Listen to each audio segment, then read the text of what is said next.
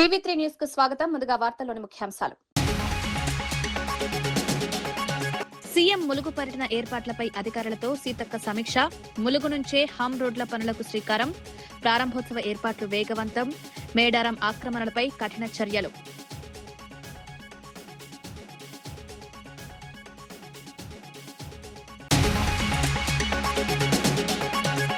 టీటీడీలో SC ST ఉద్యోగులపై వివక్ష ఉందన్న గురుమూర్తి. ఖాళీలను వెంటనే భర్తీ చేయాలని డిమాండ్. ఎస్సీ కమిషన్ చైర్మన్ కు ప్రోటోకాల్ పాటించలేదన్న ఆరోపణ. టీటీడీ పరిపాలనలో పారదర్శకత పెంచాలని ఎంపీ గురుమూర్తి.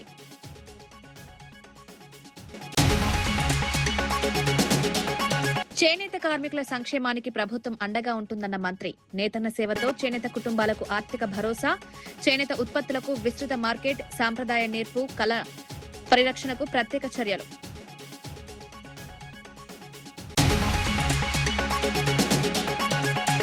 మెగా డీఎస్సీపై వైసీపీ విమర్శలు రాజకీయమేనన్న రామ్ గోపాల్. పారదర్శకంగా ఉపాధ్యాయ నియామకాలు. డీఎస్సీపై బహిరంగ చర్చకు రావాలని సవాల్. తప్పుడు ప్రచారాలను నమ్మొద్దని విజ్ఞప్తి.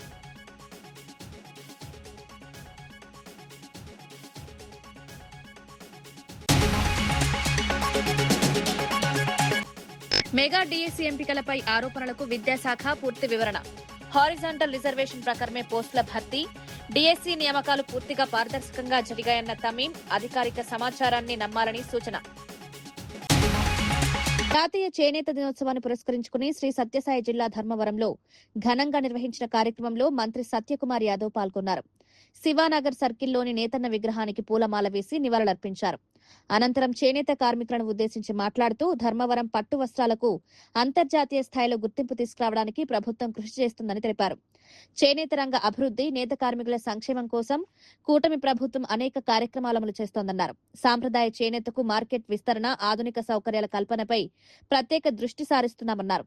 చేనేత రంగాన్ని బలోపేతం చేయడానికి అవసరమైన చర్యలు కొనసాగుతాయని స్పష్టం చేశారు. ఈ కార్యక్రమంలో ఎమ్మెల్యే కందికుంట వెంకటప్రసాద్, జనసేన రాష్ట్ర ప్రధాన కార్యదర్శి మధుసూదన్ రెడ్డి సహా పలువురు ప్రజాప్రతినిధులు, అధికారులు, నేత కార్మికులు పెద్ద సంఖ్యలో పాల్గొన్నారు. 50 సంవత్సరాల లోపల ఉన్న వాళ్ళకి, చేనేతలకి, చేతిమగ్గల వాళ్ళకి ఇవాళ నిర్ణయం తీసుకోవడం, ఇవాళ ప్రారంభిస్తున్న సందర్భంగా చాలా సంతోషంగా ఉంది. ఈ సందర్భంగా నేను ముఖ్యమంత్రి చంద్రబాబు నాయుడు గారి, ఉప ముఖ్యమంత్రి పవన్ కళ్యాణ్ గారికి ధన్యవాదాలు తెలియజేస్తున్నా. 40 కోట్ల శాంక్షన్ అనే విషయం తెలిసిందే. దాదాపు 11,000 మందికి దీని ద్వారా నేరుగా ఉపాధి అవకాశాలు లభిస్తాయి.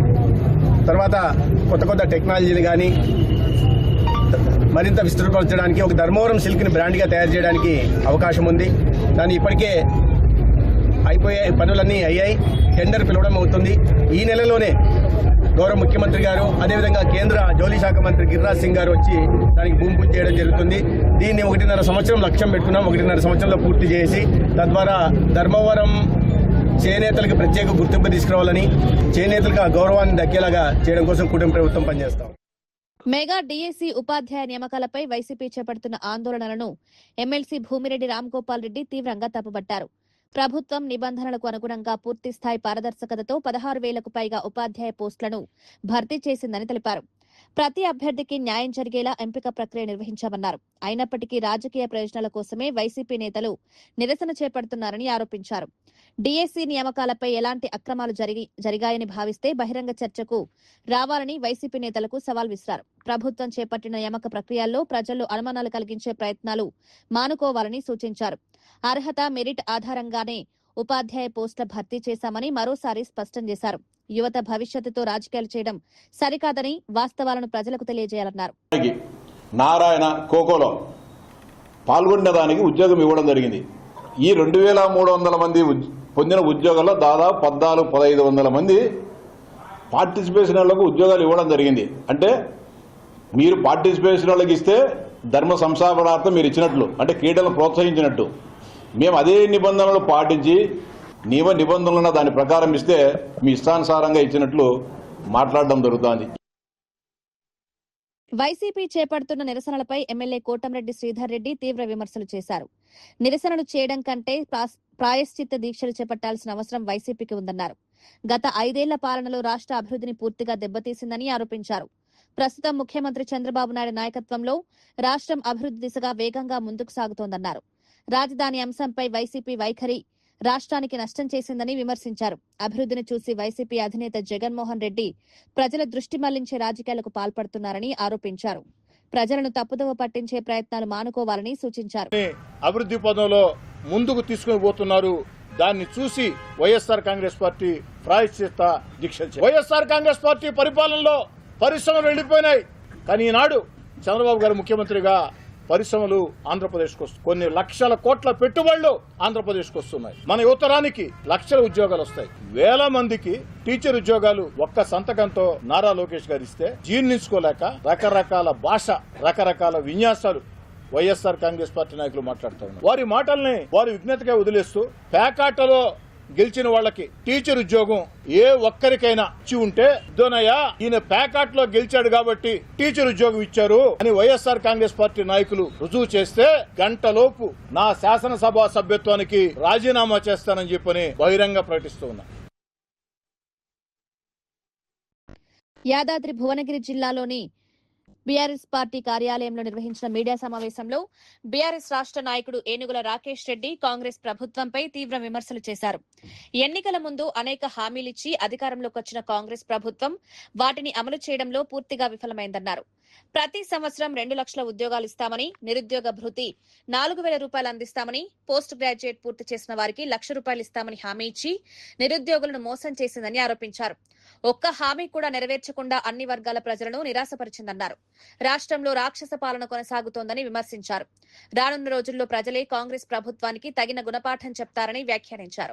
మా రైతన్నలు ఆత్మహత్యలు చేసుకున్నటువంటి ఒక ప్రాంతం కాబట్టి, వలసలు పోయినటువంటి ఒక ప్రాంతం కాబట్టి, ఫ్లోరోసిస్ సమస్యతోని కొట్టుమిట్టాడినటువంటి ఒక ప్రాంతం కాబట్టి ఈ ప్రాంతంలో అభివృద్ధి జరగాలి, ఉపాధి అవకాశాలు పెరగాలని చెప్పి కేసీఆర్ గారు 1,100 కోట్ల రూపాయలతో యాదాద్రి దేవాలయాన్ని దేశంలోనే ఒక గొప్ప పుణ్యక్షేత్రంగా తీర్చిదిద్దినటువంటి ఒక విషయం కూడా ఈ సందర్భంగా నేను గుర్తు చేస్తా ఉన్నాను.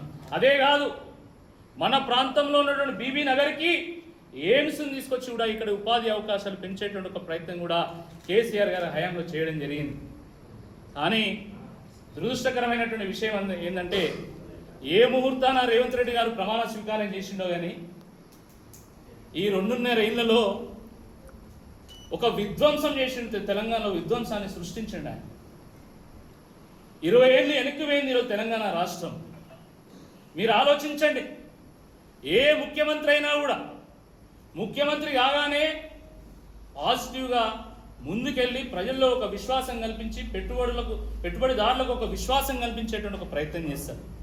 కానీ రేవంత్ రెడ్డి గారు వచ్చి రాగానే ఆయన హైడ్రా పేరు మీద కూల్చివేతలు మొదలుపెట్టిండు, మూసీ పేరు మీద కూల్చివేతలు మొదలుపెట్టిండు.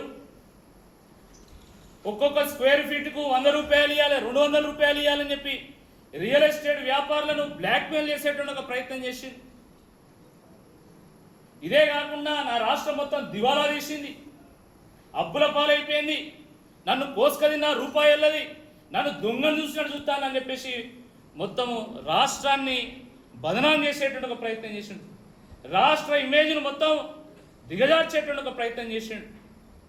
ఈ నెల 16న ముఖ్యమంత్రి రేవంత్ రెడ్డి ములుగు జిల్లాలో పర్యటించనున్న నేపథ్యంలో మంత్రి దనసరి అనసూయ సీతక్క అధికారులతో సమీక్ష సమావేశం నిర్వహించారు. రాష్ట్ర వ్యాప్తంగా చేపట్టనున్న పంచాయతీరాజ్ హమ్ రోడ్ల పనులకు ములుగు నుంచే శ్రీకారం చుట్టనున్నట్లు తెలిపారు.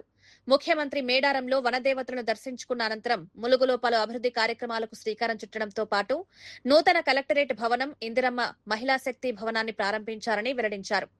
జిల్లాలో చేపట్టాల్సిన ప్రారంభోత్సవాలు, శంకుస్థాపనల వివరాలను ఈ నెల 10లోపు సిద్ధం చేయాలని అధికారులను ఆదేశించారు. సీఎం పర్యటన విజయవంతమయ్యేలా అన్ని శాఖలు సమన్వయంతో పనిచేయాలని సూచించారు.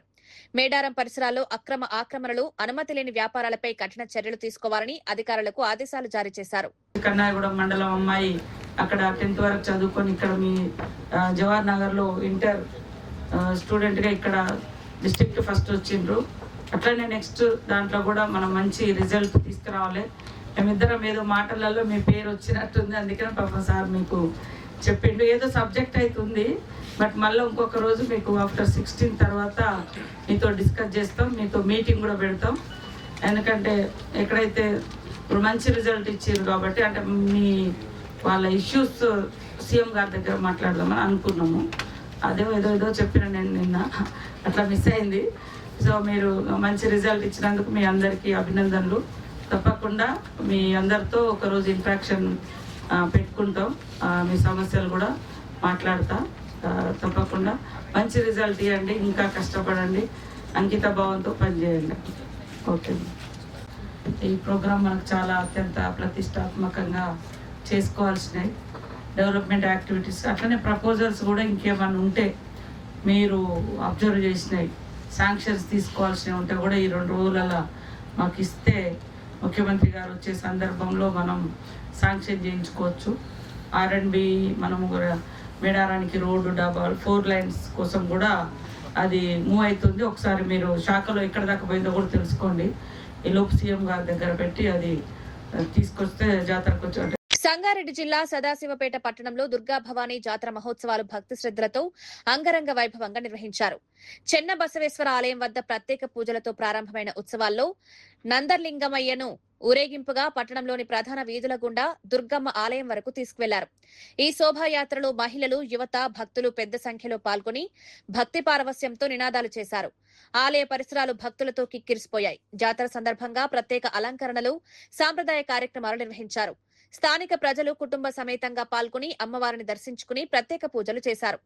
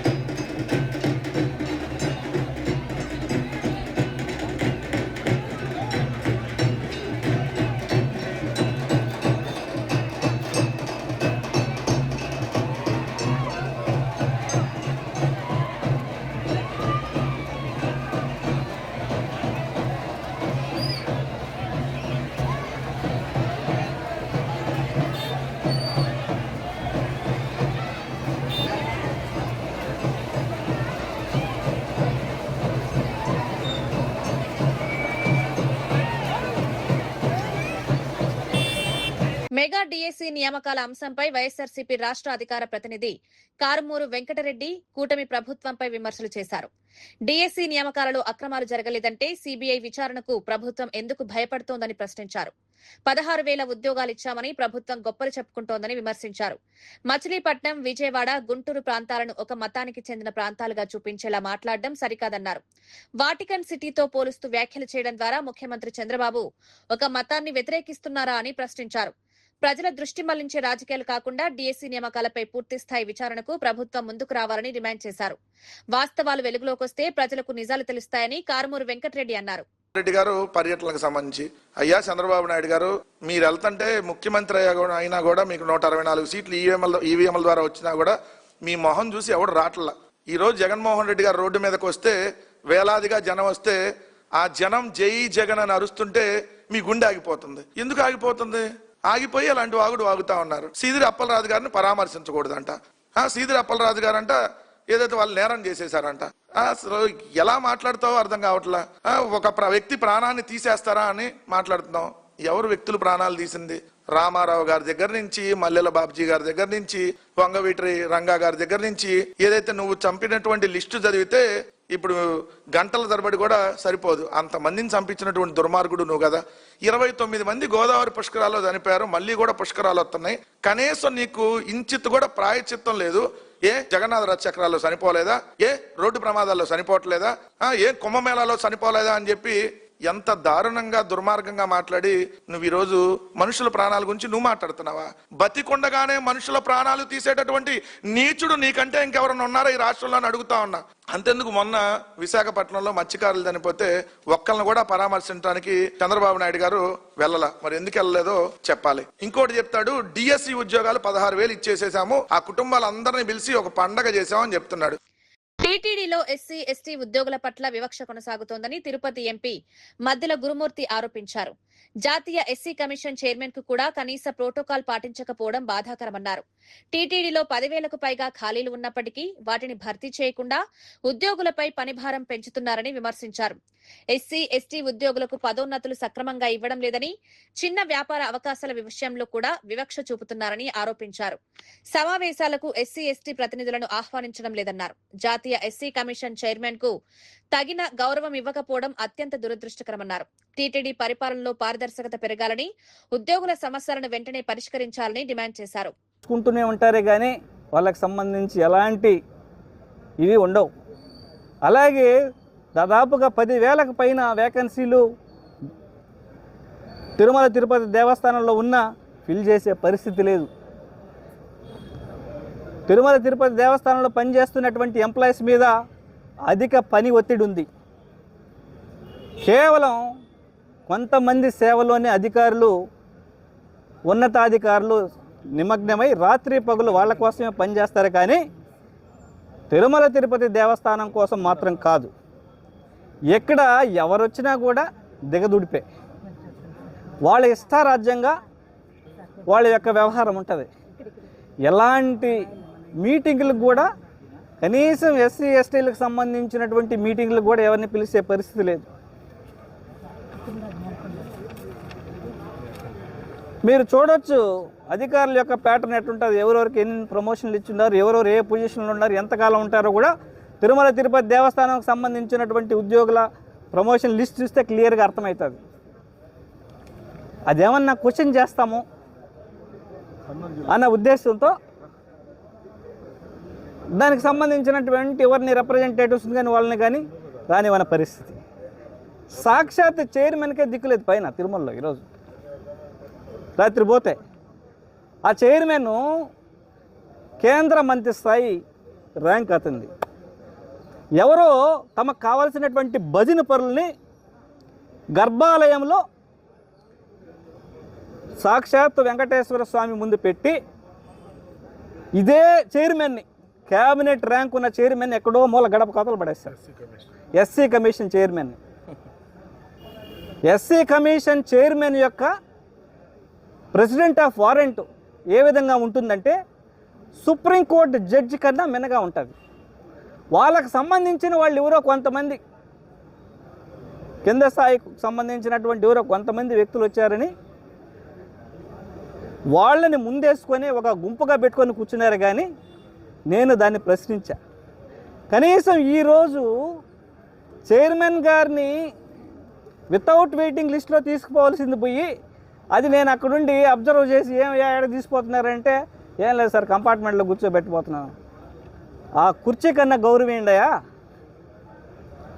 ఎట్ట దళితులకి వీళ్ళకి గౌరవం లేదు రాష్ట్రంలో, కనీసం ఆ కుర్చీ కన్నా ఏంటి, అత్యున్నత స్థాయి పొజిషన్లో కూర్చోండే వ్యక్తి కన్నా గౌరవం ఏంటి అని అక్కడ ఉండేటువంటి ఆలయ అధికారులని ప్రశ్నిస్తే తర్వాత మేఘాల మీద తీసుకోవడం. అలా ఉంది పరిస్థితి ఇక్కడ. ఇవన్నీ చూస్తే బాధేస్తుంది. ఇప్పటికైనా దళితులు ఆలోచన చేయాలి, ప్రశ్నించండి, మీకు కావాల్సినటువంటి హక్కుల కోసం మీరు పోరాడండి. ఎవరో భయపెడతారని, ఎవరో కేసులు పడతారని మనం ఇలానే ఉంటే మళ్ళీ బ్రిటిష్ ఎరా కన్నా అలాగే రజాకార్ల ఎరా కన్నా దారుణమైన పరిస్థితులు ఈ రాష్ట్రంలో చూడబోతామని ఈ మీడియా ముఖంగా మీకు తెలియజేస్తున్నాం. ధన్యవాదాలు. జాతీయ చేనేత దినోత్సవాన్ని పురస్కరించుకుని విజయనగరం కలెక్టరేట్ లో జిల్లా స్థాయి వేడుకలు ఘనంగా నిర్వహించారు. ఈ కార్యక్రమంలో మంత్రి కొండపల్లి శ్రీనివాస్, ఎమ్మెల్సీ గాదె శ్రీనివాసులు నాయుడు పాల్గొన్నారు. చేనేత కార్మికులతో మంత్రి నేరుగా మాట్లాడి వారి సమస్యలను తెలుసుకున్నారు. నేతన్న సేవా పథకం ద్వారా ఆర్థిక సహాయం, ఉచిత విద్యుత్ వంటి సంక్షేమ కార్యక్రమాలను ప్రభుత్వం అమలు చేస్తోందని తెలిపారు. చేనేత ఉత్పత్తులకు విస్తృత మార్కెట్ కల్పించడంతో పాటు సాంప్రదాయ నేయిపు కళను పరిరక్షించేందుకు ప్రత్యేక చర్యలు తీసుకుంటున్నామన్నారు. చేనేత రంగం అభివృద్ధికి ప్రభుత్వం కట్టుబడి ఉందని స్పష్టం చేశారు. యూనిట్స్ పవర్ ఫ్రీగా ఇవ్వడంతో పాటు పవర్ లూమ్ ఎవరైతే చేస్తున్నారో వాళ్ళకి 500 యూనిట్స్ వరకు కూడా పవర్ ఫ్రీ ఇవ్వడం జరుగుతూ ఉంది. చేనేతల దినోత్సవం కింద ప్రతి చేనేత కార్మికుడికి కూడా 25,000 రూపాయలు ఇవ్వాలనే నిర్ణయాన్ని కూడా ఈరోజు ప్రభుత్వం నిర్ణయం చేసుకోవడం జరిగింది. మరి ఎలక్షన్స్లో ఏదైతే మాట ఇచ్చారో ఆ మాటను ఫుల్ఫిల్ చేయడం కూడా జరిగింది. ఖచ్చితంగా ఇంకా మంచి సపోర్టు, మంచి మార్కెట్ యాక్సెస్ కల్పించే దశగా ఈ ప్రభుత్వం పనిచేస్తున్న విషయాన్ని తెలియజేసుకుంటున్నాను. ఇంకా హాస్పిటల్ వర్క్స్ గతంలో నాబార్డ్ ఫండ్ అనేది గతంలో ఇవ్వడం జరిగింది. గత ప్రభుత్వం యూటిలైజేషన్ సర్టిఫికేట్ ఇవ్వకపోవడం వల్ల నాబార్డ్ ఫండ్ అనేది ల్యాప్స్ అయిపోయింది. శాసకీ ఫండ్స్లో కొత్త శాంక్షన్స్ తీసుకురావడం జరుగుతూ ఉంది. మరి వర్క్ కూడా కొంచెం స్లోగా నడుస్తున్నప్పటికీ కూడా మేమైతే చాలా ఫాస్ట్గా కంప్లీట్ చేయాలని పుష్ చేస్తున్నాము. ఇప్పటికే చాలా వరకు కూడా వర్క్ కంప్లీట్ అవుతూ ఉంది. మరింత వేగవంతం చేయడానికి కూడా ఒక ప్లాన్ చేయడం జరుగుతుంది. భవిష్యత్తులో ఇది కూడా గవర్నమెంట్ హాస్పిటల్కి కంటిన్యూ చేయడానికి కూడా ఒక ప్రతిపాదన తీసుకెళ్తున్నాం. రెండు కూడా చేయాలని ఆలోచన చేస్తున్నాం. కర్నూలు జిల్లా ఎమ్మిగనూరులో తక్కువ ధరకు బియ్యం విక్రయాల కార్యక్రమాన్ని ఎమ్మెల్యే డాక్టర్ బివి జయనాగేశ్వరరెడ్డి ప్రారంభించారు. ముగతి రోడ్డులోని కోఆపరేటివ్ స్పోర్ట్స్ రైస్ మిల్లో ప్రత్యేక కౌంటర్ల ద్వారా ప్రజలకు నాణ్యమైన బియ్యాన్ని అందుబాటు ధరల్లో విక్రయించారు. స్టీమ్ బియ్యం మార్కెట్ ధర 62 రూపాయలుండగా ప్రత్యేక కౌంటర్లో 52 రూపాయలకే, రా బియ్యం మార్కెట్ ధర 58 రూపాయలుండగా 50 రూపాయలకే అందిస్తున్నట్లు తెలిపారు. రాష్ట్ర వ్యాప్తంగా 115 రైతు బజార్లు, 500 రైస్ మిల్లర్ల ప్రత్యేక విక్రయ కేంద్రాల ద్వారా ఈ కార్యక్రమాన్ని అమలు చేస్తున్నట్లు వెల్లడించారు. ధరల భారం తగ్గించి ప్రతి కుటుంబానికి నాణ్యమైన బియ్యం అందించడమే ప్రభుత్వ లక్ష్యమని ఎమ్మెల్యే పేర్కొన్నారు.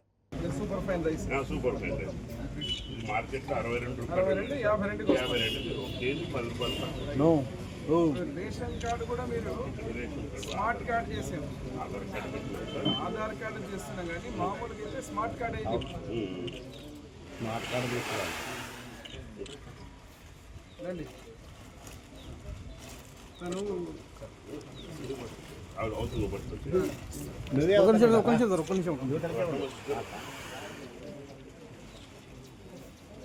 అధ్యక్షులు నారాయణ రెడ్డి గారు, అదేవిధంగా అసోసియేషన్ సభ్యులైనటువంటి మీ అందరూ,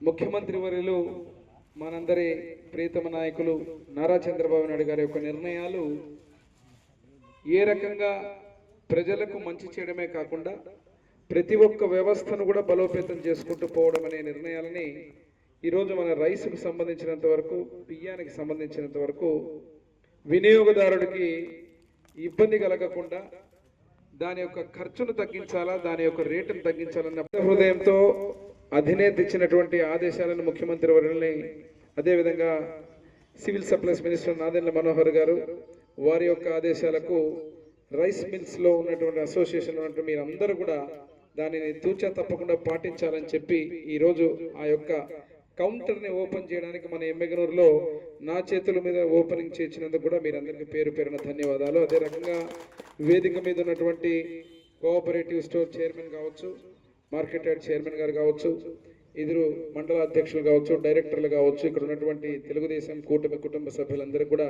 పేరు పేరున నమస్కారాలు తెలియజేస్తూ, ఈరోజు ఒకటే, కూటమి ప్రభుత్వం అధికారంలోకి వచ్చిన తర్వాత వాడేవాళ్ళు నరసింహారెడ్డి అయినా కావచ్చు, మా తండ్రి గారు కావచ్చు, అక్కడ ఉన్నటువంటి ఆ రోజుల్లో జనరేషన్లో బియ్యం వినియోగం అనేది విపరీతంగా నందమూరి తారక రామారావు గారు కూడా ప్రభుత్వాన్ని స్థాపించినప్పుడు ఉచిత బియ్యం 2 రూపాయలకి బియ్యాన్ని అనేటట్టుగా ముందుకు తీసుకున్నటువంటి పరిస్థితి. ఈ రోజు ఉన్నటువంటి పరిస్థితులు మారినాయి, వాతావరణం మారింది. ఆరోగ్య అభిలాషులు కూడా ఏం చెప్తున్నారంటే ఆల్మోస్ట్ రైస్ యొక్క వినియోగాన్ని తగ్గించమని చెప్తున్నారు. చాలా మంది మిల్లెట్స్కి వెళ్తున్నారు. ప్రభుత్వంలో కూడా ఇక్కడ ఉన్నటువంటి ప్రతి ఒక్కరు కూడా గతంలో కొర్రన్నం తినేవాళ్ళం అనుకునేవాళ్ళం పాత రోజుల్లో. ఇప్పుడు ప్రతి ఒక్కరు కొర్ర బియ్యానికి ప్రతి ఒక్కరు అందరూ షిఫ్ట్ అయ్యేటువంటి పరిస్థితి.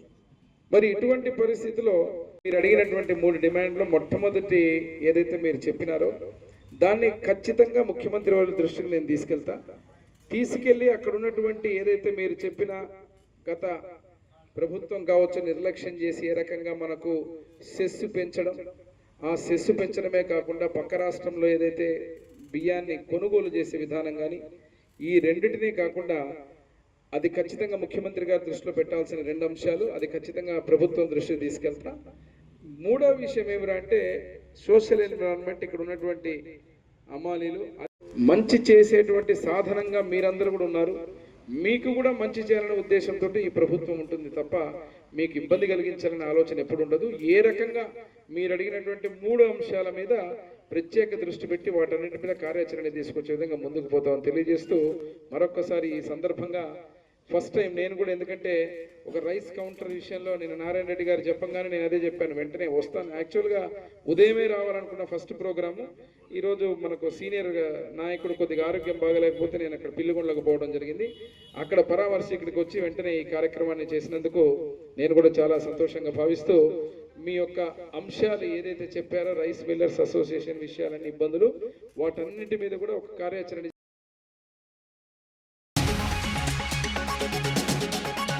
సీఎం ములుగు పర్యటన ఏర్పాట్లపై అధికారులతో సీతక్క సమీక్ష. ములుగు నుంచే హమ్ రోడ్ల పనులకు శ్రీకారం. ప్రారంభోత్సవ ఏర్పాట్లు వేగవంతం. మేడారం ఆక్రమణలపై కఠిన చర్యలు.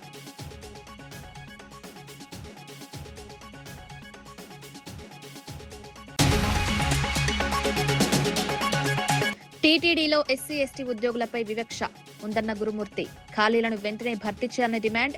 ఎస్సీ కమిషన్ చైర్మన్ కు ప్రోటోకాల్ పాటించలేదన్న ఆరోపణ. టీటీడీ పరిపాలనలో పారదర్శకత పెంచాలని ఎంపీ గురుమూర్తి.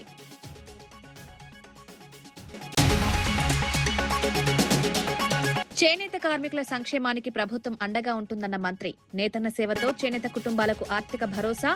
చేనేత ఉత్పత్తులకు విస్తృత మార్కెట్. సాంప్రదాయ నేర్పు కళ పరిరక్షణకు ప్రత్యేక చర్యలు.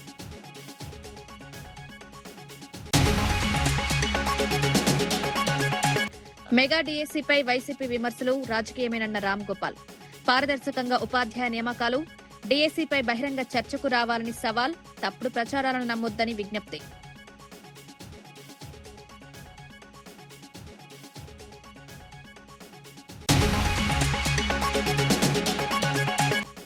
మెగా డీఎస్సీ ఎంపికలపై ఆరోపణలకు విద్యాశాఖ పూర్తి వివరణ. హారిజాంటల్ రిజర్వేషన్ ప్రకారమే పోస్టుల భర్తీ. డీఎస్సీ నియామకాలు పూర్తిగా పారదర్శకంగా జరిగాయన్న తమీం. అధికారిక సమాచారాన్ని నమ్మాలని సూచన.